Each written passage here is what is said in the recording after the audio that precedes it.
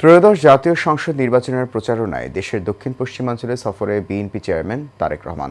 দীর্ঘ ২২ বছর পর তারেক রহমানের খুলনায় সফর ঘিরে উচ্ছ্বসিত নেতাকর্মীরা। বিস্তারিত মণ্ডলের নামে রিপোর্টে।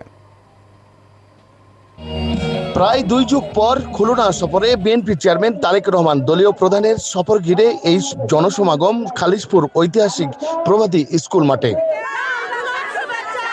খুলনা মহানগর ও জেলা বিএনপির উদ্যোগে আয়োজিত এই জনসভায় পরিণত হয়েছে জনসমুদ্রে। নেতাকর্মীরা বলছেন, দলীয় চেয়ারম্যানের এই আগমনকে স্মরণীয় করে রাখতে সব ধরনের প্রস্তুতি নিয়েছেন তারা। নেতা নিজে মুখে আমাদের প্রার্থীদের নাম ঘোষণা করবে, কে কোথায় আছে, এবং তাতেই আমরা আশা করতেছি যে তারেক জিয়া, জাতীয়তাবাদী দলের চেয়ারম্যান তারেক জিয়া খুলনা ঘুরে যাওয়া মানেই খুলনাকে আবার পুনরুজ্জীবিত করা।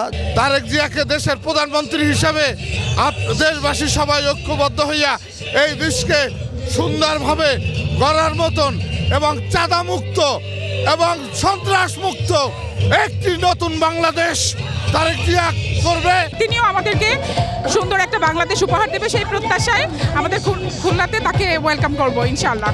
দলীয় নেতাকর্মীদের যে আকুতি, যে একজন যোগ্য নেতাকে, বিশ্বমানের নেতাকে এক নজর দেখবে বলে সকলে উৎসাহ উদ্দীপনা নিয়ে খুলনার এই প্রভাতী স্কুলের মাঠে আসছে। নির্বাচনের পরে সে আমাদের দেশ নায়ক তারেক রহমান এবং প্রধানমন্ত্রী হতে যাচ্ছেন, তার প্রমাণ আজকের এই জনসভায় পাবেন। এর আগে সর্বশেষ ২০০৪ সালে তৃণমূল প্রতিনিধি সমাবেশে খুলনা সফর করেন তারেক রহমান। নির্বাচনী মাঠে তারেক রহমান নামার পর ধানের শীষের জোয়ারে ভাসছে গোটা দেশ। সিলেট, চট্টগ্রাম, রংপুর, রাজশাহী ও বগুড়া শেষ করে তারেক রহমান এবার খুলনায় আসছে সেই স্বপ্ন পূরণ করতে। লাখ লাখ মানুষের কাঙ্ক্ষিত যে অপেক্ষার অবসান ঘটবে এই সামনে ১২ তারিখে বিজয়ের মধ্য দিয়ে।